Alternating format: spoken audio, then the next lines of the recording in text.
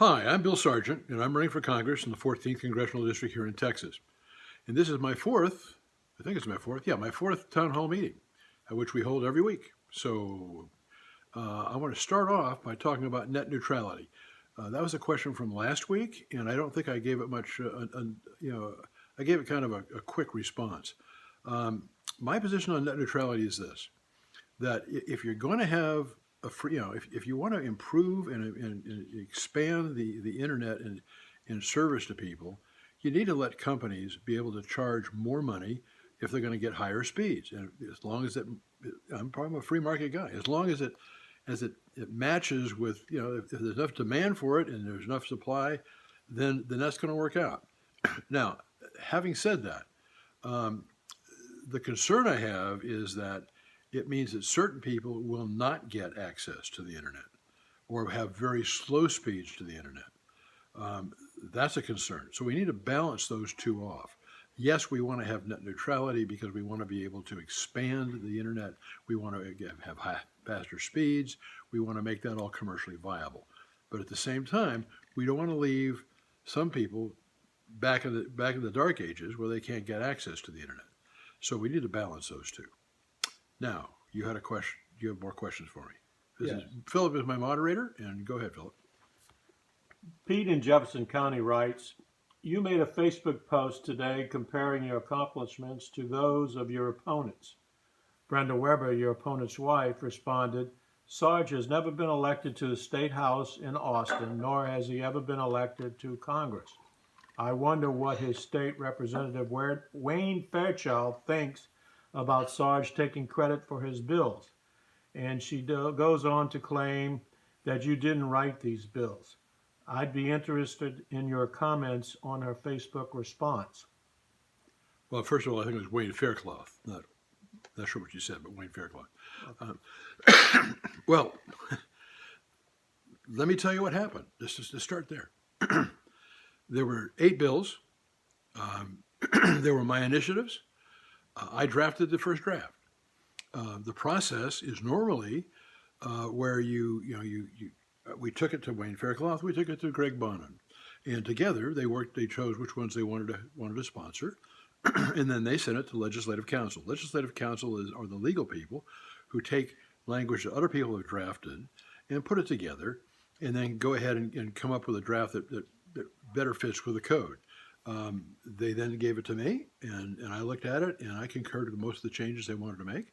And then both Wayne and Greg went ahead and introduced those bills. And then when they were laid out in the hearing, which they presented the bills to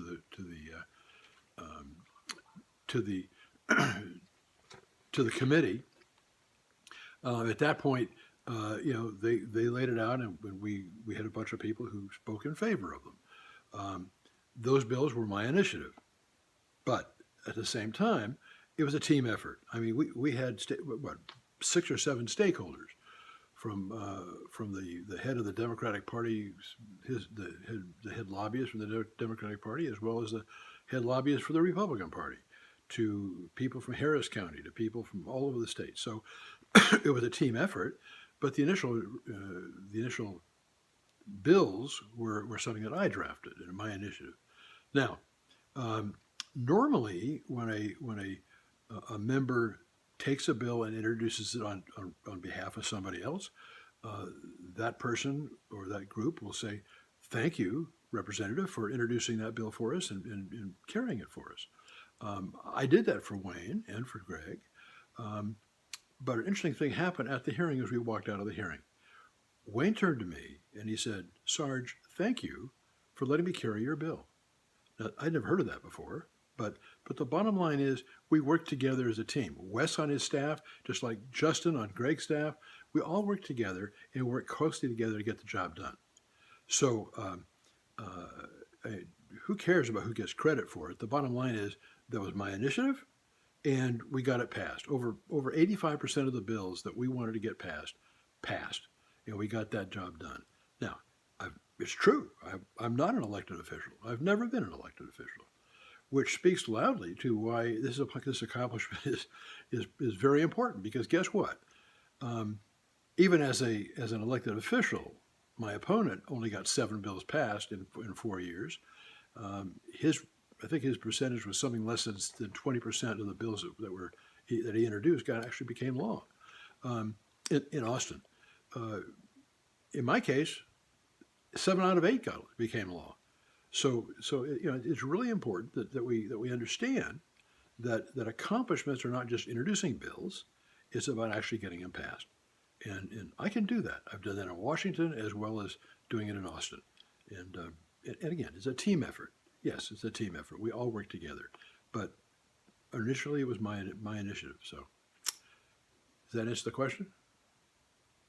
Okay. It seems like it. Next. Regarding the same post that compares you and your opponent's accomplishments, Sean in Galveston County asked, most of those on Capitol Hill accomplishments read like measures that increase the size of government. What impact did they have? Okay. Well, the ones I listed, I think, in there were the Export Administration Act, Export Trading Company Act in particular. Export Administration Act is a very important piece of legislation.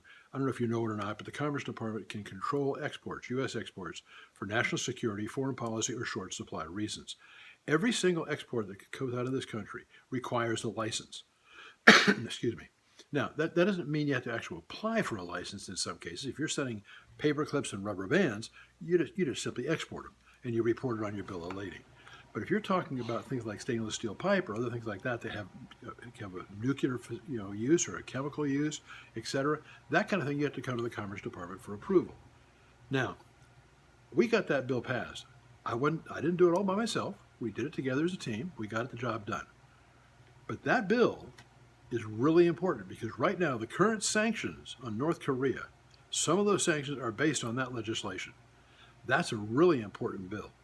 Now, Export Trading Company, the Export Trading Company Act, you know that companies can't collude, can't work together if they're going to be trying to sell products domestically. But under the Export Trading Company Act, they can do that. It's not really price fixing, but it's getting economy of scale. It's getting more mass so you can do a better job to export, and that's allowed under the Export Trading Company Act. And that's also important. Small businesses to come together to get the job done. There were a number of other bills I got done. I mean, the export enforcement people at the Commerce Department. I got them their police powers. I got access for the people overseas who are commercial people overseas to get them ministers' consular positions, which means they're having trouble getting access to their counterparts in the foreign governments. And so by increasing their diplomatic status, we were able to give them more access and therefore be more productive. So there are all kinds of things that I worked on in Washington and got, that are now law. And this just goes on. So, I mean, it's not that it costs more. In most of these cases, they were national defense related or trying to promote trade to get more trade and whatever. And it didn't cost Sean. It was Sean, right? Sean, it was not something that added cost to the government. Or what it did is it improved the way the government operates in an effort to try to help the private sector and to help our country in exports as well as in national security issues. Ron asked this question on Facebook, and so we're not sure where he lives or even if he is he a constituent.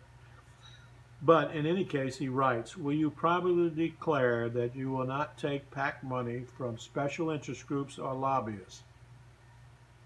It's Ron is his name? Yeah, Ron. Okay. Well, Ron, I think what you're asking me, well, let me go back. I saw your post, but I saw it a day or two after you actually made it, and you were concerned that I wasn't responsive. I'm sorry for that. I didn't see it until that time. When I did see it, I did respond on Facebook to you. But so keep in mind that there are other things I have to do, but I want to be responsive to people. Related to your question, I think it goes deeper than just PAC money.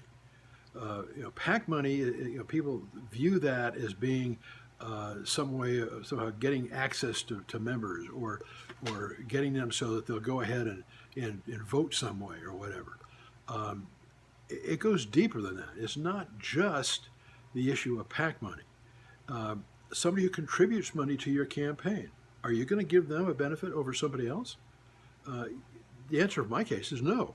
I mean, just because somebody donates to my campaign, it's not going to make a hill of beans to me about whether or not I'm going to do something. I mean, I'll certainly listen. I mean, here's the bottom line.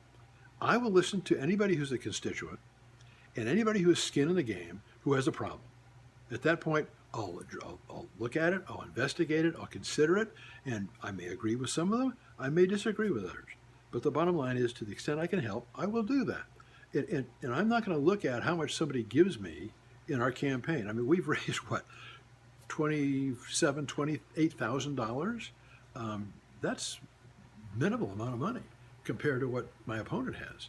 And the bottom line is that we are winning this campaign, I believe, and we're doing that because we're honest, we have integrity, we are not going to give favors to anybody. That's not true of everybody else in this campaign, from what I've seen from the FEC reports. So yes. The answer is I will not seek, nor have I received, any money from PACs or any individuals who are going to get any kind of favor from me or any kind of special access. Everyone will be treated equally, just like when I was at the Galveston County Elections Division. When somebody, one person called me up and said, "Well, I know Lonnie Cox, and so I want you to do such and such." And I said, "Well, I'm not sure if that helped you or hurt you. But the bottom line is, I don't care who you know. It doesn't make a difference to me. Tell me what your problem is." And she said, "Well, I need to go vote, but I can't get out of I can't get out of my car to go walk that distance into the polling place." I said, "Not a problem. We'll take care of that. When do you want to go?" "Well, I'd like to go Thursday." "Thursday? Okay. What time?" "Oh, around 10:30. I said, "Okay. Call me the day ahead. We'll call the judges. We'll be on the lookout for you. We'll go ahead and get them to come out and bring the voting booth to you. Curbside vote." "You'll do that for anybody?" I said, "Yeah, we do that for everybody." "Does it make a difference who I know?" "No, doesn't make any difference who you know." So that's the way we're going to do things in my office. We're going to treat everybody equally. We're going to help everybody that we can. And that's where we're going. It's not because somebody's giving me money or not giving me money. I mean, somebody says, who I asked for a donation from, who says no, they're going to get the same treatment. Doesn't make any difference. The bottom line is about service to everybody who's a constituent. So I hope that answers your question. Ron, right? Ron, yeah. Okay. Jim in Galveston County writes, "I am a veto, listen to me. I am a vet who is 100% disabled.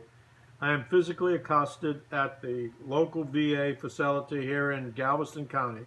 I contacted my congressman's office asking for help, and he turned his back on me, not even giving me a phone call. What will you do if a veteran called you under similar circumstances?" Well, as I understand the situation, you're 100% disabled, and you complained to somebody in the VA about the treatment you got at one of the local facilities, and then you were physically accosted, according to what I understand the question. You were physically accosted by a person at the VA. In my current position, which is being a candidate, not an elected official, there's not much I can do for you. However, when I am elected, get back in touch with me, because here's what I will do. If you know the name of the person who did this, if you know of any witnesses, we'll contact them. And we'll ask them what actually happened. I want to verify that what you're telling me is the case. And if that is the case, and I believe it is, then at that point, I'm going to ask the VA what they did to the person who accosted you. I mean, somebody striking you is not just inappropriate at a VA facility. It's also against the law. I mean, that's a battery. That's assault and battery. So we need to find out what actually happened to that person. And if that person's still with the VA, then we need to think about asking the VA, do you really want to have this kind of person working for you? Because that's not appropriate behavior. So that's what I would do if that happened while I'm your congressman. I do it immediately. Uh, I'm a vet myself. Excuse me. I'm the only vet in this race. So helping veterans is really close to my heart. And if you served in the military and you did it, you served your country, then I'm your guy. I'm gonna do what I can to help you. I'll get you access to medical facilities if I can. I'll get you access to a doctor. I think I mentioned that in one of the other broadcasts we did. I mean, that's something I feel very, very strongly about. So help me get elected. Once I get elected, we'll follow up on this for you. Okay, Anja from Galveston County writes, I'm looking for a candidate to support the upcoming elections. It is difficult for me to find someone who aligns with all my beliefs. I am 32 years old and personally know 3 victims of gun violence. Would you support or demand fellow lawmakers to pass legislation banning the sale of automatic weapons? Will you vote to fund and require more extensive background checks, including mental health screenings? Okay. Well, let me tell you where I come from first. I'm a Second Amendment guy. So, and from what we've seen, the attacks that have happened, including the one on Valentine's Day, they're done in gun-free zones. That means the perp who's doing this, even if they are a person who has a mental problem, they're doing it in a place where they know they're not going to get shot back at. They're not going to take fire coming back at them. So they're more likely to do that. We look at Chicago. Chicago is the murder capital of the country. It has the strongest and strictest gun control laws, and yet they have more murders in Chicago than they have anywhere else in the country. So I'm not sure that more laws will help. I do agree that we need to do a better job of background checks, better vetting. Now, when you go for a handgun license, there's, I think, a 3-day wait, and they do a vetting of your application. That's not true of rifles, I don't believe, or those kind of weapons. So perhaps we ought to have that kind of a vetting for people who want long guns. So that's one thing. The second thing is we need to deal with the issue of mental health issues. I'm not sure how to answer that, how to deal with that. I believe we do need to deal with it, but you have to balance a person's civil rights against, how you handle a person like that. I mean, if a doctor says this person's got a problem, then I mean, typically you have to go to a judge to have them, be found mentally ill. I'm not sure that we want that's a very cumbersome process. At the same time, I don't want somebody to say that person's got a mental problem and all of a sudden their rights are taken away. There needs to be due process. There needs to be a balance between the two. Now, in this case in Florida, I mean, the FBI had all the could have connected the dots. They failed to do so. But we need to give better resources to the FBI, and we need people to. I mean, it was reported, and they didn't. The Miami field office didn't get the word, so somehow we needed to deal with that as well. So the answer to your question is, I wouldn't outlaw those weapons. I mean, people can get machine guns, but in order to get a machine gun, you've got to go to ATF. So there needs to be some kind of a balance here, where people's rights to own and have weapons are not being diminished. At the same time, where we have protections involved. And the other thing is that perhaps what we ought to consider doing is, instead of having gun-free zones in schools, certainly for the children, but maybe the janitor or a teacher or the vice principal or whoever, if they're properly trained and if they want to, and if they and they pass all the background checks and in the training, maybe we allow them to have concealed weapons. If the perp knows that you might get return fire, there's less of a chance that something's going to happen. Now, I don't want to turn schools into an armed camp either, So we need to come up with a solution that deals with all of these. I'm not an absolutist. I look for solutions that where we can get people together and come to a consensus. And we do need to deal with the issue. So I hope that helps answer your question. Okay. Marcus from Jefferson County writes, I saw a Facebook post where you say this run is a walk of faith. Would you care to explain? And what does God have to do with running for Congress? Well, in my case, God has everything to do with it. The bottom line is that I believe I'm supposed to run. I believe that's what the Lord has in mind for me.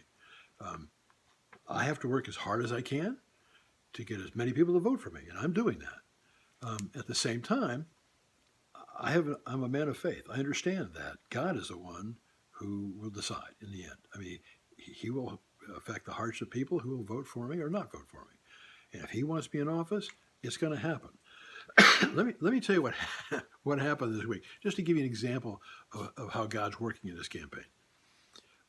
There's a fellow who used to work on some of the vehicles I had way back when, and he lives in Santa Fe. And I was out putting up campaign signs at a polling place in Angleton, which is, just when you have the election, you're allowed to put signs up. So I was putting signs up over in Angleton. Now that's 40 miles away from Santa Fe. It's probably 50 miles away from where I live on Galveston Island. So I'm out there doing this. And this truck drives up with this fella in it. And he says, I want to donate to your campaign. And I said, okay. So I gave him the form. He filled out the form, and he gave me the money in cash. Now, this is not a coincidence. What are the chances that this guy who lives in Santa Fe is going to be in Angleton at the exact same time I, who live on Galveston Island, am in Angleton, and make a donation to me? That's not a coincidence. I mean, that was God ordained, I believe. So this is a walk of faith for me. Every time I turn around, I seem to be blessed by the fact that the Lord has done something else in this campaign. And if I win, it's going to be because you people voted for me, but it's also going to be because God changed your heart, or God put on your heart that He wanted you to vote for me. And so, yes, it is a walk of faith. It's all about Him. Anything else? Jeannie in Galveston County wants to know, since you have worked in the Commerce Department, what is your position on NAFTA? Well, Jeannie, I haven't looked at NAFTA lately. I mean, I know what it is, but I haven't looked at it. Let me give you a general answer. I believe that Trump is right. President Trump is right when he says that bilateral agreements are better than multilateral agreements. When you have bilateral agreements, you have a better chance of having a fair shake in an even playing field. As it relates to where I'm coming from on trade, I believe in open trade, free trade, which means that people have access to both. We have access to their markets; they have access to our markets. But as part of that, we need to make sure that it's not just free trade, but it's fair trade. Because if you have a situation where you have an agreement, multilateral agreement, for example, where China or other countries are getting a big advantage to your market, you get access to your market, but they're putting up all kinds of roadblocks on their end. That's not free trade, and I'm not for that. Now, when I worked at the Commerce Department, one of the things I did notice was that with your anti-dumping and countervailing duties statutes, oftentimes the remedy was so slow in coming that the damage was already done before you could get the remedy in place. So we need to find ways of having free and fair trade, and we need to stop when people just dump a product, or when they have the government helping to finance the production of the product. We need to have it so that imbalance is dealt with, and dealt with quickly, as opposed to taking a long time to have it happen. So that's my answer. Anything else? No, I don't see any other questions. Okay. Well, thank you again for joining us this night. I will do it next week. Next week, of course, early voting starts tomorrow, and it'll be 8 to 5 tomorrow through the end of the week. And then on the following Monday, it'll be from 7 to 7. I'll be at a polling location, meeting with constituents and trying to get people to vote for me and so forth. So I think that what we're going to do next Monday, we're going to do this again, but I want to do it probably, say, around 8:30. That will give us time to be able to get back and set up and get things going. So next Monday, 8:30, we look forward to seeing you and getting your questions and trying to respond to them. Have a great day. God bless you, and God bless our nation.